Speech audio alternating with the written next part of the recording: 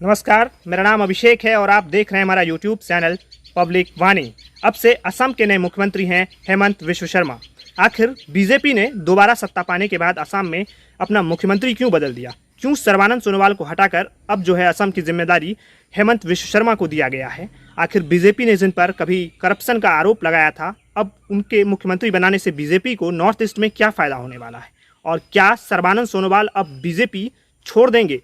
क्या वो कांग्रेस ज्वाइन कर लेंगे? आज के वीडियो में हम दरअसल इन्हीं सब विषयों पर बात करेंगे, लेकिन उससे पहले हम आपको बताते हैं कि आखिर हेमंत विश्व शर्मा कौन है। हेमंत विश्व शर्मा कौन है, संक्षेप में बात करते हैं। हेमंत विश्व शर्मा पहले वकालत की पढ़ाई करते हैं, फिर वकालत करते हैं और उसके बाद जो है वो राजनीति में आते हैं। राजनीति में आने के बाद वो कांग्रेस को ज्वाइन करते हैं और कांग्रेस की टिकट पर जालुकबाड़ी विधानसभा सीट से 2001 में चुनाव लड़ते हैं। चुनाव लड़ने के बाद से लगातार जो है जालुकबाड़ी से ही हेमंत विश्व शर्मा अब तक विधायक बनते रहे। अब तक पांचवीं बार वहां से जीत चुके हैं। हेमंत विश्व शर्मा तरुण गोगोई की सरकार में, जब तरुण गोगोई असम के मुख्यमंत्री थे कांग्रेस से, तो उनके सरकार में हेमंत विश्व शर्मा कई बार मंत्री रहे और अलग अलग मंत्रालय को उन्होंने संभाला। तरुण गोगोई से उनके मतभेद के चलते जो है उनकी नाराज़गी कांग्रेस में लगातार बढ़ती गई। हेमंत विश्व शर्मा ने राहुल गांधी से आरोप लगाया था हेमंत विश्व शर्मा ने कि उन्होंने राहुल गांधी से कई बार मिलने का समय मांगा, लेकिन राहुल गांधी ने समय नहीं दिया। एक बार जब वो राहुल गांधी से मिलने गए तो राहुल गांधी अपने कुत्ते को बिस्किट खिलाते रहे, लेकिन हेमंत विश्व शर्मा से उन्होंने कोई विशेष बातचीत नहीं की, जिसके बाद ही हेमंत विश्व शर्मा बीजेपी ज्वाइन कर लेते हैं 2015 में। और उनके बाद 2016 के विधानसभा चुनाव में असम में बीजेपी को एक ज़बरदस्त फ़ायदा देखने को मिलता है। और सिर्फ असम ही नहीं, बल्कि जो पूरा नॉर्थ ईस्ट का एरिया है वहाँ पर बीजेपी को हेमंत विश्व शर्मा के आने के बाद से खूब फ़ायदा देखने को मिलता है। अब बात करते हैं कि आखिर हेमंत विश्व शर्मा को बीजेपी ने सीएम क्यों बनाया और सर्बानंद सोनोवाल को क्यों हटाया। दरअसल देखिए, जब हेमंत विश्व शर्मा कांग्रेस में थे तो खुद बीजेपी ने उन पर करप्शन के चार्जेस लगाए थे, लेकिन जब उन्होंने बीजेपी ज्वाइन कर लिया 2015 में, तो जब अमित शाह से इस बारे में सवाल पूछा जाता है तो अमित शाह कहते हैं कि जो करप्शन के जो सारे चार्जेस होते हैं, जो आरोप होते हैं, जो दोष होता है, वो सरकार के मुखिया का होता है। उनका आरोप, उनका इशारा जो था दरअसल उस वक्त के जो असम के मुख्यमंत्री थे कांग्रेस से, तरुण गोगोई, उनकी तरफ था। तो दरअसल अमित शाह जानते थे कि हेमंत विश्व शर्मा की क्या अहमियत होने वाली है आने वाले समय में, और वो दरअसल अमित शाह की उम्मीदों पर खरा भी उतरते हैं। हेमंत विश्व शर्मा बीजेपी को 2016 के विधानसभा चुनाव में असम में तो फायदा मिलता ही है, उसके साथ साथ जो है वहाँ पर पूरे नॉर्थ ईस्ट में जब उनको जिम्मेवारी दी जाती है अलग अलग राज्यों की, तो वहाँ पर हेमंत विश्व शर्मा अमित शाह के और प्रधानमंत्री नरेंद्र मोदी और पूरी बीजेपी की उम्मीदों पर खरे उतरते हैं। और ये लगातार देखने को मिलता है कि हेमंत विश्व शर्मा के बीजेपी ज्वाइन करने के बाद से बीजेपी जो है नॉर्थ ईस्ट में लगातार बढ़ती जाती है और उनका फायदा वहाँ देखने को मिलता है। तो ये सब जो सारी बातें थी वो हेमंत विश्व शर्मा का लगातार बीजेपी में कद जो है जिसकी वजह से लगातार बढ़ता गया। और यही कारण था कि जब 2021 में विधानसभा चुनाव हो रहे थे तो उससे पहले असम में बीजेपी के खिलाफ एक माहौल बन चुका था। वो सीए को लेकर के, सीए पर लगातार जो है वो प्रोटेस्ट चल रहा था, लेकिन हेमंत विश्व शर्मा जो है अपने, जब वो असम में मंत्री बनते हैं सर्बानंद सोनोवाल के समय में, तो सर्बानंद सोनोवाल के समय वो अपने मंत्रिमंडल काफ़ी अहम उनके पास जो है जिम्मेदारियाँ दी जाती है और जिनका वो बखूबी दिखाते भी हैं परफॉर्मेंस करके। वो कोविड के समय लगातार वहाँ पे परफॉर्मेंस करते हैं। और जब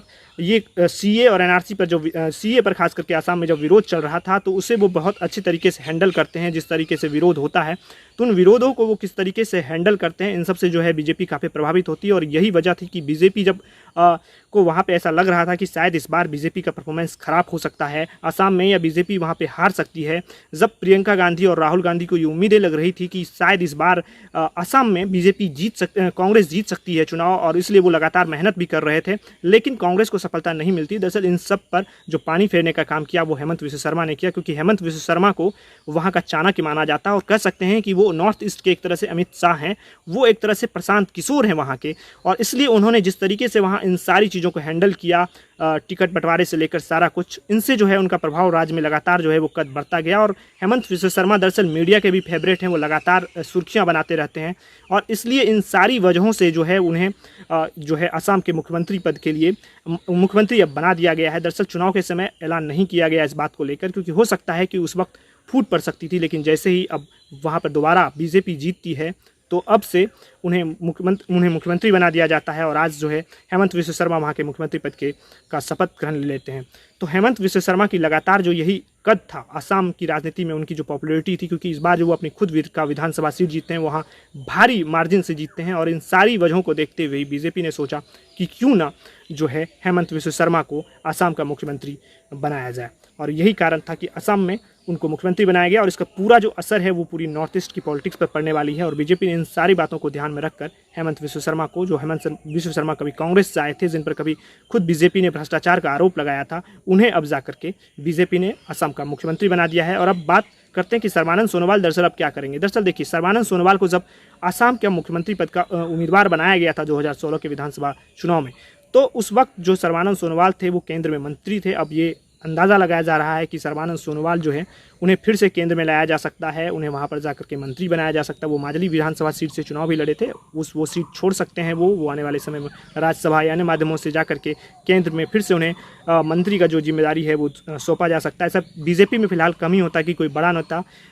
कोई पार्टी छोड़ दे, बीजेपी छोड़ दे और कोई दूसरी पार्टी ज्वाइन कर ले। और ख़ास करके अभी जब बीजेपी की जो नैया है वो लगातार ऊपर जा रही है, लगातार जो है उनका सूरज जो है जो है सूर्योदय की तरफ है, लगातार बीजेपी की जो है लहर है, तो ऐसे समय में कोई नेता भला ही क्यों छोड़ेगा बीजेपी को। तो ऐसे में ये तय है कि सर्बानंद सोनोवाल को आने वाले समय में केंद्रीय मंत्री बनाया जा सकता है।